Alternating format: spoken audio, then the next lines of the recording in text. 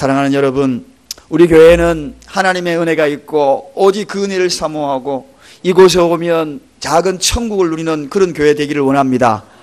하나님의 은혜는 그런 곳에 임하지요. 지난 한 주간 동안도 이 더우신데 각자의 일터에서 얼마나 땀을 많이 흘리셨어요. 오늘 하나님의 말씀 감사의 기도를 배워서 이 감사의 기도를 통하여 여러분이 위로받고 삶의 용기를 얻고 돌아가시기를 주님의 이름으로 축원드립니다. 소크라테스가 이런 이야기를 했어요. 부모에게 감사를 할 줄 모르는 이와 친구 사귀지 마라. 그는 이미 인간인 첫걸음을 벗어났고 인간의 길을 포기했다. 그렇게 이야기했어요. 여러분, 부모에게 감사할 줄 모르는 사람들은 인간의 길을 포기한 사람이다. 그러므로 그런 사람하고는 친구하지 말라. 그렇게 이야기했어요. 궁극적으로는 감사라는 것입니다. 감사를 모르는 사람하고는 친구하지 말라는 것입니다. 그 친구하고 같이 사귀었다가 나중에 오히려 비수만 돌아오지. 부모에게 특히나 감사할 줄 모르고 그런 자들은 더욱더 가까이 하지 마라. 그렇습니다. 여러분, 감사는 사람인 것을 인정하는 것이 바로 감사입니다. 내가 사람입니다 라고 인정하는 것이 감사입니다. 오늘 옆 사람에게 다시 한번 인사하십시다. 제가 사람입니다 하는 인사가 뭐라고요? 감사합니다. 옆 사람에게 인사하십시다. 감사합니다. 이거 안 하는 분은 나는 금수입니다. 나는 짐승입니다. 나는 독사입니다. 밥 존슨이라는 분이 이런 이야기를 했어요. 마음의 동산에 꽃을 하나 예쁘게 갖고 와야 되는데 가장 사랑스러운 아름다운 꽃이 있다. 그 마음의 아름다운 꽃이 무엇인가 하면 감사의 꽃이라 그랬습니다. 이 속에서 감사의 꽃이 있어야 돼. 감사의 꽃이. 여러분, 정말 감사해요. 한 분 한 분 바라보면 제가 만약에 여러분이 안 계시다면 설교자가 무슨 소용이 있겠어요. 반대로 여러분은 교회에 다 왔는데 설교자가 없으면 또 이게 무슨 소용이 있겠어요. 그래서 우리는 너무 감사해요. 너무 감사해요. 청중이 있고 성도님이 있는 이 아름다운 이 교회가 너무 감사하죠. 사랑하는 여러분, 그렇습니다. 지금 마음속에 여러분 감사의 물결이 출렁이고 있습니까? 물꽃만 조금만 빈틈만 보이면은 감사의 물결이 흘러가시길 바랍니다. 빈틈만 보이면은 다른 원망과 불평의 물결이 흘러가지 말고 조금만 빈틈 보이면은 감사의 물결이 출렁출렁하다 그쪽으로 확 쏟아지는 거예요. 그런 감사, 이게 바로 인간의 길을 인정하는 것이라는 것입니다. 오늘 맥주 감사절은 초대 농경 문화 때에 봄에 씨를 뿌리고 그리고 첫 수확을 거두어서 하나님 앞에 감사제를 드리는 그러한 절기가 이스라엘 절기가 맥주절이에요. 그러면서 신약에 옮겨오면서 신약시대의 감사, 이 맥주 감사절은 또 다른 의미를 부여합니다. 그게 무엇이냐 하면 전반기 6월달이 보냈잖아요. 오늘 7월 첫 주잖아요. 그 6월달을 잘 보내고 남아있는 6개월 후반기를 잘 보낼 것을 미리 감사하는 거예요. 감사할 것 감사하고 미리 감사하고, 이게 뭐냐? 맥주 감사절입니다. 특히나 미리 감사하기 위해서 우리가 해야 될 것이 뭔가? 감사의 기도를 드리는 거죠. 감사의 기도. 여러분, 한마디로 이 오늘 본문의 말씀에 보면 감사함으로 하나님께 아뢰라, 그렇게 시작하고 있습니다. 감사함으로 하나님께 아뢰라. 감사함으로 하나님께 아뢰는 것이 뭘까요? 감사의 기도죠. 감사의 기도. 복잡하게 길게 나열되어 있지만 설령 길게 연결된 것 같이 보이지만 아주 간단한 겁니다. 감사의 기도를 드려라. 감사의 기도. 오늘 저와 여러분들이 오늘 맥주 감사절을 맞이하여서 다른 것 다 잊어버려도 감사의 기도를 드리는 것 잊지 않기를 주님의 이름으로 간절히 축원드립니다. 오늘 본 말씀에 감사의 기도를 드리기 위하여서 첫 번째 우리가 생각해야 될 것도 있다는 것입니다. 그럼 도대체 감사의 기도를 드리는 것이 뭐냐? 어떻게 하는 것이 감사의 기도를 드리는 것이냐? 궁금하죠?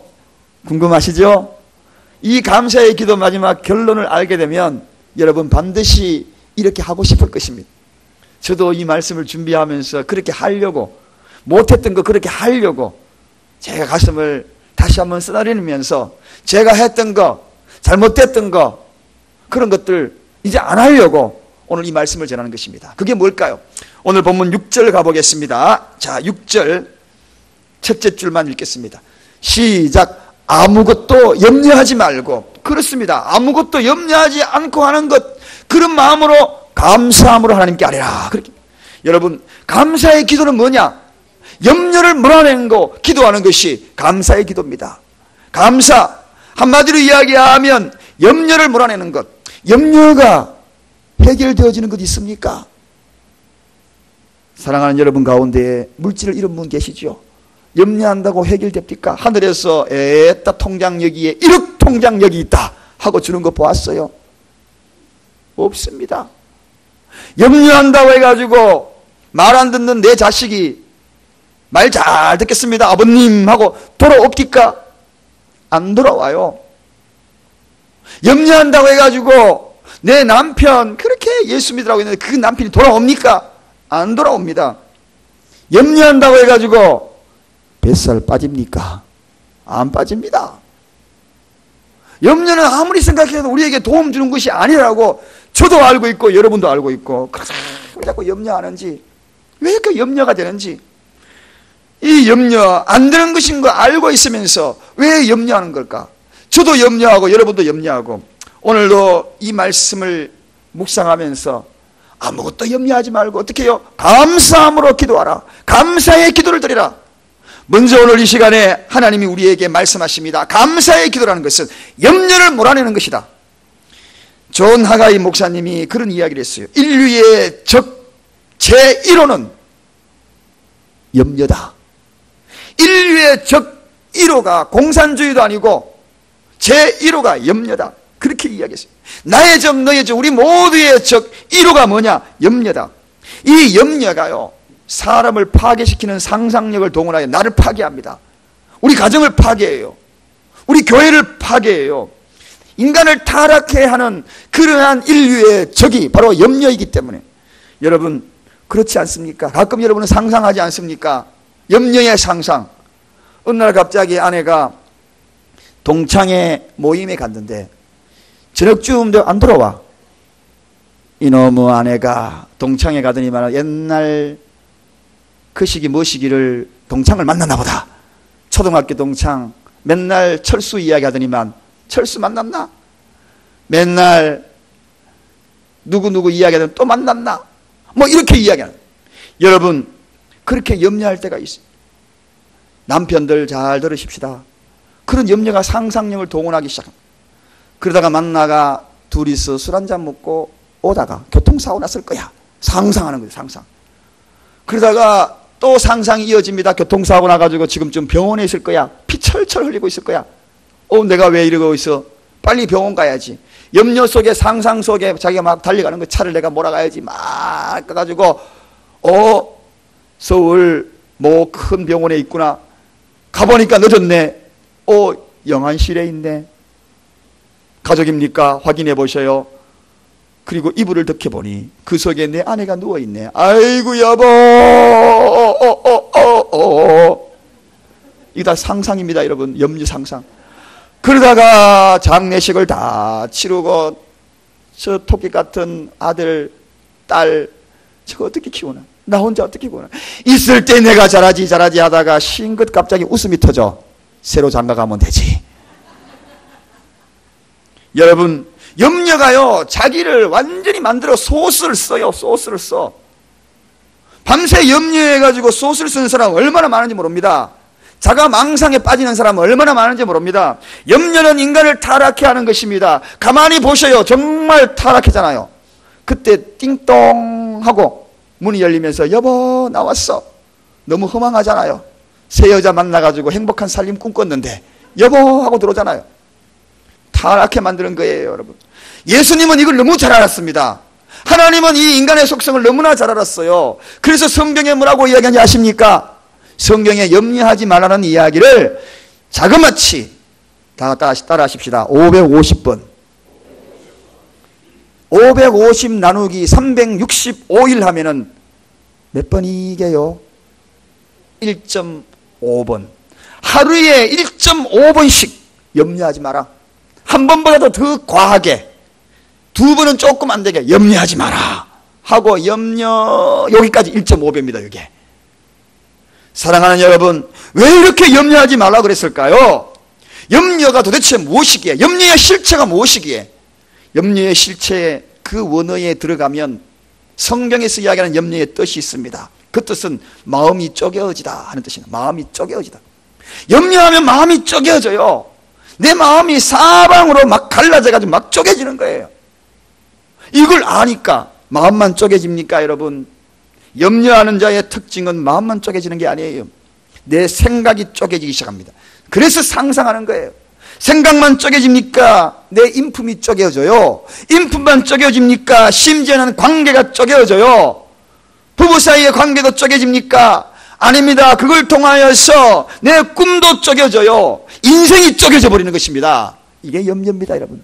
이걸 잘 아는 우리 하나님께서 염려하지 말라. 감사의 기도는 염려를 몰아내는 것입니다. 할렐루야. 오늘 이 시간에 여러분의 마음에 자리 잡고 있는 염려를 몰아낼 때에 감사의 기도, 그 기도가 후반기 여러분을 지배하게 될 것입니다.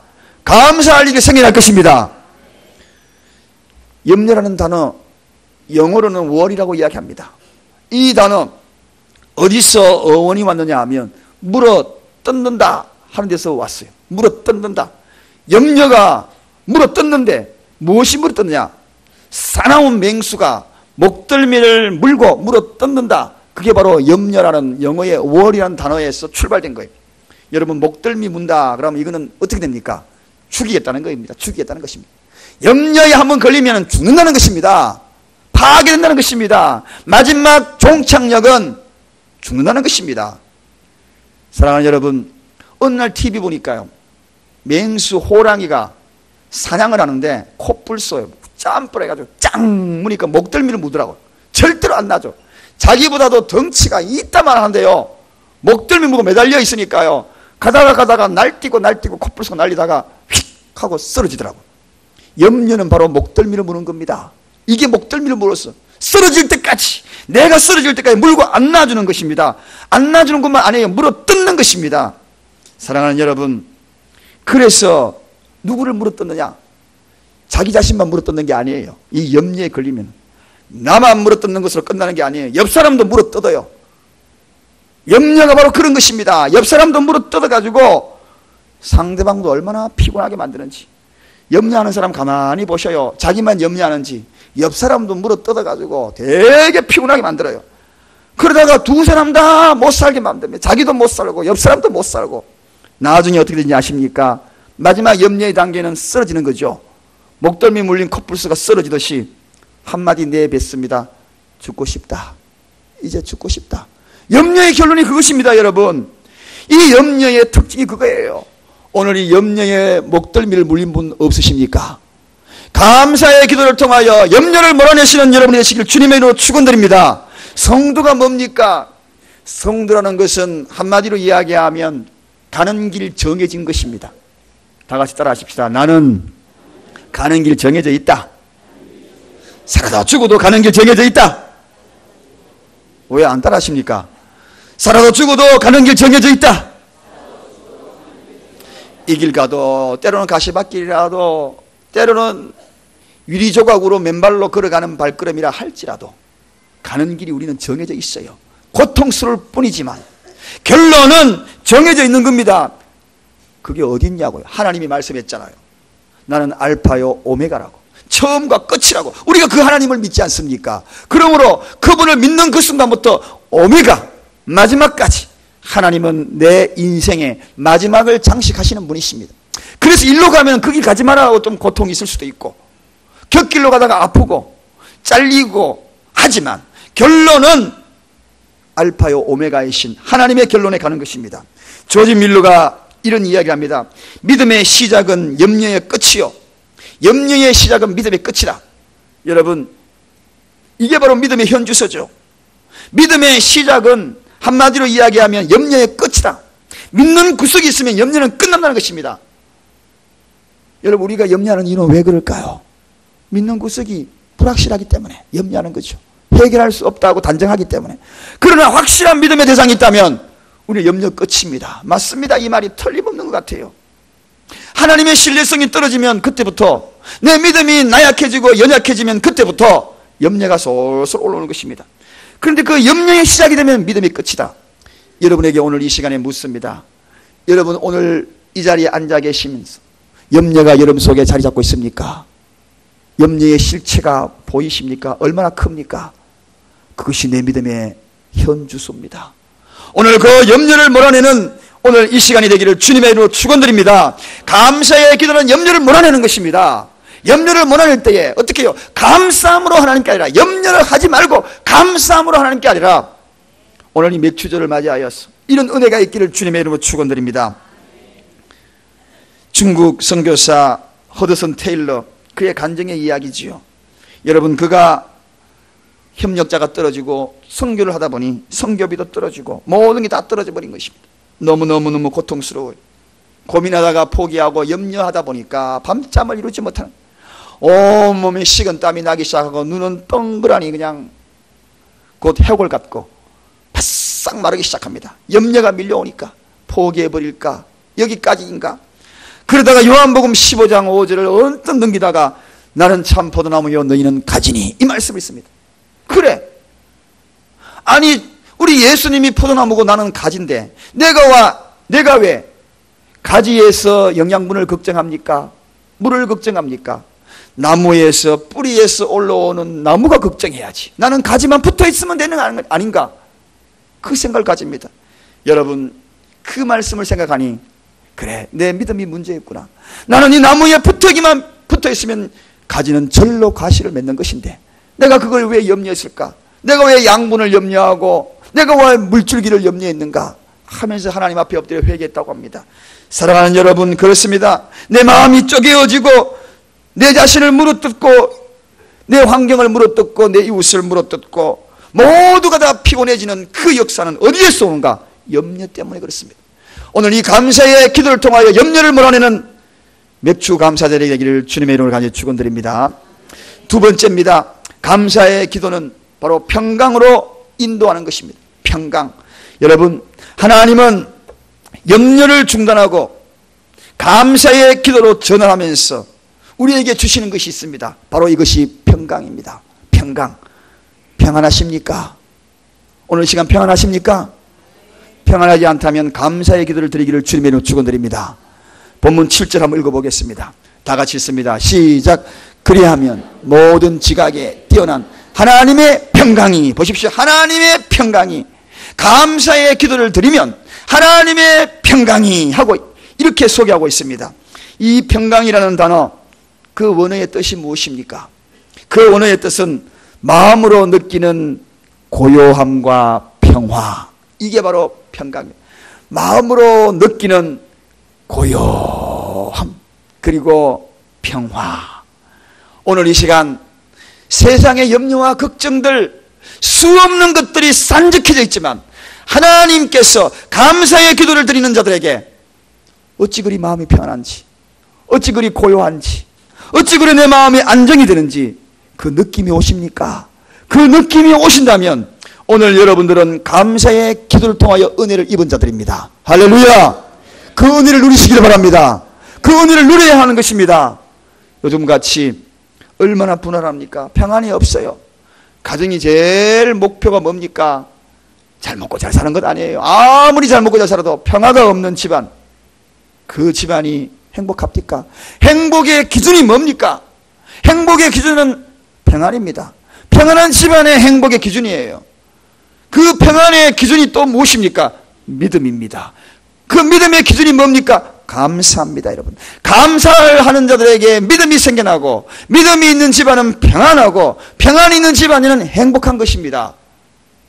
사랑하는 여러분, 그렇다면 베드로에게 예수님이 질문한 이 질문이 이제는 이해가 되었습니다. 이 말씀을 묵상하면서 이제는 깨달았어요. 예수님이 베드로에게 나타나가지고 부활하셔가지고 첫 번째 질문이 무엇이었습니까? 베드로야, 평안하뇨? 이렇게 평안하뇨? 이 질문에 베드로야, 네 믿음의 현주소가 지금 평안이라는 그 단어 속에서 내가 질문하니 그것이 바로 네 믿음의 현주소다. 감사의 기도를 드리는 이들에게 믿음이 생겨나는 자, 그 믿음을 소유한 자들은 평안하다는 것입니다. 고요한 마음을 유지할 수 있다는 것입니다. 오늘 사막 같은 인생이라도 감사의 기도를 통하여서 주님이 주시는 이 평강을 누리기를 간절히 축원드립니다. 내가 평강을 누리지 못하면 결과적으로 다른 사람에게 그 평강을 나눠줄 수 있겠습니까? 절대로 그렇지 못한다는 것입니다. 그래서 성도는 평안해야 하는 것입니다. 평강을 누려야 하는 것입니다. 우리 교회는 크게 부흥을 원치도 않습니다. 많이 부흥해서 평강 없다면 여러분 그 교회에 무슨 재미가 있겠습니까? 신앙생활은 무슨 재미가 있겠어요?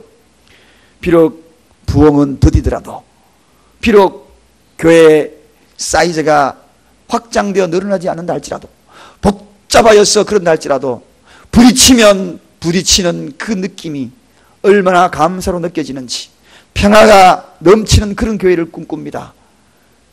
이 교회에 들어오는 이상 하나님의 은혜와 평안을 누리기를 간절히 축원드립니다. 그래서 우리가 이 평안을 누려야지 다른 사람의 평안을 나눠주는 거예요. 여러분, 사랑하는 여러분, 이것은 굉장히 전염성이 강한 거예요. 염려는 전염성이 강하여서 내 얼굴에 그림자가 다 가득해지면 다른 사람에게도 그림자가 있는 겁니다. 전염되는 거예요. 우리 모두가 다 평안을 누려야 다른 사람에게도 평안을 누리는 거예요. 사랑교회 그러면 그 교회 갔다 오면 얼굴, 그 사람들은 왜 그렇게 얼굴이 밝아? 그런데 사랑교회 가면 왜 그렇지? 얼굴을 찡그린 사람들은 많아. 인상스러운 사람 많아. 얼굴에 온통 수심, 근심 가득해. 그러면 여러분 평안을 나눠줄 수 있겠습니까? 그런 분들에게 권면합니다.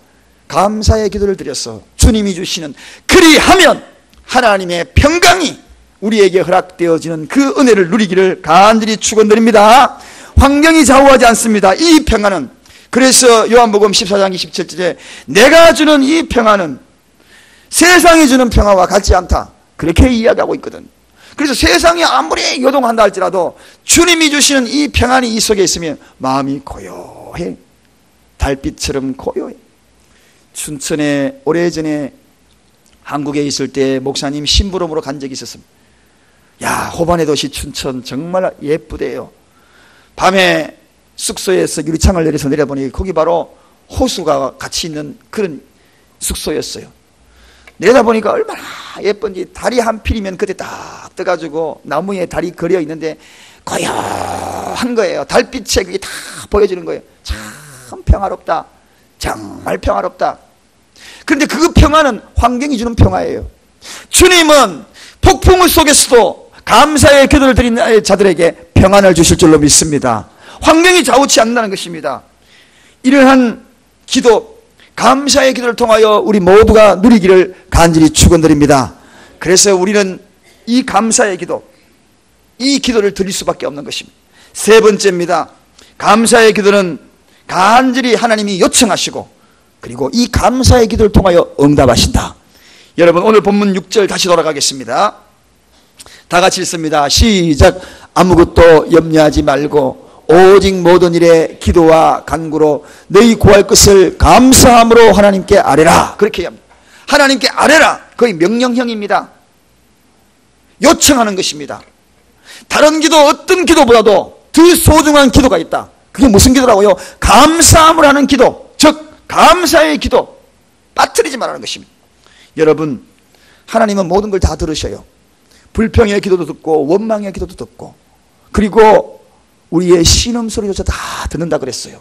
그런데 중요한 것은 다 들으시지만 응답은 따로 있습니다. 그 기도로 응답하시는 것이 아니에요.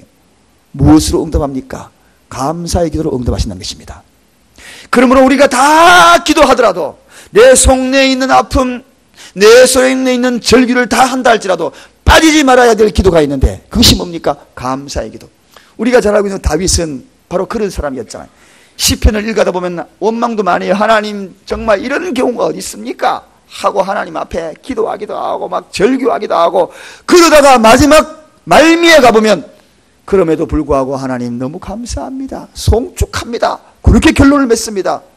여러분, 오늘 우리의 기도는 뭡니까? 어떤 기도를 드리고 있습니까? 하나님이 정녕 응답하는 기도는 바로 여기에 아주 중요한 비밀이 있다는 것을 깨달았습니다. 감사함으로 아뢰는 이 감사의 기도에 하나님께서 응답하신다. 그러므로 7절로 가겠습니다. 자, 7절 다 같이 읽습니다. 시작. 그리하면 모든 지각에 뛰어난 하나님의 평강이 그리스도 예수 안에서 너희 마음과 생각을 지키시리라. 보십시오. 그리하면, 감사함으로 하나님 앞에 아뢰면, 그럴 때에 모든 지각에 뛰어난 하나님이 첫 번째 아까 평강을 주셨죠. 그 다음에 뭐 하십니까? 예수 안에 너희 마음을 지킨다, 생각을 지킨다. 여러분, 지키고 그리고 보호받아야 될 가장 근원이 뭡니까? 마음과 생각이에요. 이 마음 중요합니다. 여러분, 이 마음을 지킨다, 여기에 지킨다는 이 의미는 소중한 단어가 있습니다. 호위한다는 것입니다. 군사들을 동원해 가지고 삥 둘러서 나를 지킨다는 것입니다. 하나님께서 내 마음과 생각을 지키되 군사들을 동원하여서, 하나님의 군사들을 동원하여서 나를 호위하면서 여러 염려거리들을 다가오는 그 문제에서 지킨다, 철저하게 지키겠다, 그런 뜻입니다. 그것만 지킵니까 여러분? 마음만 지킵니까? 생각만 지킵니까? 생각이 얼마나 중요한지 아십니까? 마음도 그렇지만 생각도 중요한 거예요. 어느 지역에 폭풍우가 막 밀려와 가지고 가수원 농사를 짓는데 완전히 엉망진창이 된 겁니다. 날씨가 더워도 문제지만요, 이 비바람이 폭풍이 오게 되면 결실하고 수확을 거두들 때에 과실들이 떨어지면 이 농부는 얼마나 마음이 아픈지 모릅니다. 절반이 그냥 우두둑 하고 다 떨어져 버린 거예요. 그래서 가수 농사 짓는 사람들이 전부 가슴 아파하면서 하늘을 원망하고 폭풍으로 원망합니다. 그런데 한 믿음의 사람, 평상시에도 늘 감사의 기도를 드렸던 한 사람이 있었습니다. 그 믿음의 사람이 농장에 나가서 이런 기도를 합니다. 하나님 감사합니다. 다 떨어지지 아니하고 아직도 매달려 있는 사과가 있으니 정말 감사합니다. 이런 기도를 절반이 떨어져 있는 그 사과나무를 바라보면서 남아있는 사과가 있으니 감사합니다. 그렇게 기도하니까 마음에 평안이 꽉 밀려오고 고요해지더니만 마음과 생각을 지킨다 그랬잖아요. 생각 속에서 하나님이 지키시되 지각에 뛰어난 하나님께서 지각을 허락하시니까 지혜가 또 오더라는 거예요. 그래서 공판장에 팔 때에 스티커를 작업했대요. 절반에다가 폭풍우에도 떨어지지 않는 사과 해가지고 스티커를 딱 붙였대요. 사과에다가 폭풍우에도 떨어지지 않는 사과. 그래, 얼마나 훌륭한 사과처럼 보입니까? 그 대신 가격을 2배로 올린 거예요.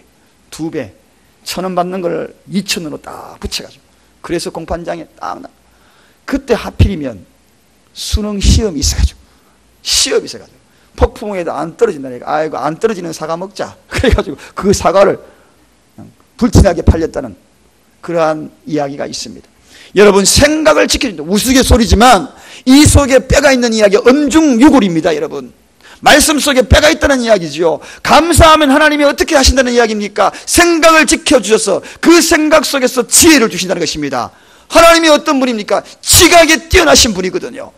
모든 지각에 뛰어나신 분이 마음에서 평강을 주고 생각을 지켜서 그 위기를 해결할 수 있는 지혜를 주신다는 것입니다.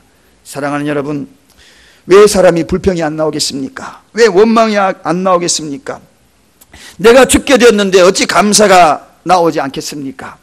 원망, 불평, 그것으로 인해 가지고 된다면 원망하십시다. 원망하셔요. 불평하셔요. 그러나 그것은 결국은 나의 목덜미를 물고 파괴하고 죽기까지 매달려 있는 것이라는 사실이라면 빨리 여러분의 마음속에서 원망을 물리치시기를 주님의 이름으로 축원드립니다. 어느 병실에 걸려있는 감사의 시, 무명의 신, 아마도 어느 환자가 이 시를 쓴 것 같아요. 제가 결론으로 읽어드립니다. 주님, 때때로 병들게 하심을 감사합니다. 인간의 나약함을 깨달아 하나님의 절대자임을 알게 하여 주시기 때문입니다. 주님, 가끔 고독의 수렁에 내던져 주심도 감사합니다. 그것은 주님과 나와 더 가까워지는 기회라 생각하기 때문입니다. 주님, 일이 제대로 계획대로 안 되게 틀어주심도 감사합니다. 그래서 나 혼자 되지 아니하고 나의 교만을 반성할 수 있게 하기 때문입니다. 주님, 딸, 아들, 가족들이 걱정거리가 됨을 감사합니다. 그래서 내가 해야 될 일이 무엇인가 진정한 사랑을 깨닫게 하기 때문입니다. 주님, 먹고 사는데 힘겹게 하심을 감사합니다. 그래서 아픈 자들 눈물로써 빵을 먹는 심령을 이해하게 하시기 때문입니다. 주님, 불의가 만연하고 허위가 득세하는 이 시대에 태어난 것도 감사합니다. 하나님의 의가 무엇인지 분명하게 드러나기 때문입니다. 주님, 땀과 고생의 잔을 맛보게 하심을 감사합니다. 그래야만 비로소 내가 주님의 사랑이 무엇인지를 깨닫게 되기 때문입니다. 주님, 감사합니다. 감사할 수 있는 마음을 주심을 감사합니다. 오늘 우리가 이런 감사의 기도를 한번 드려보지 않겠습니까? 기도하겠습니다. 하나님 아버지,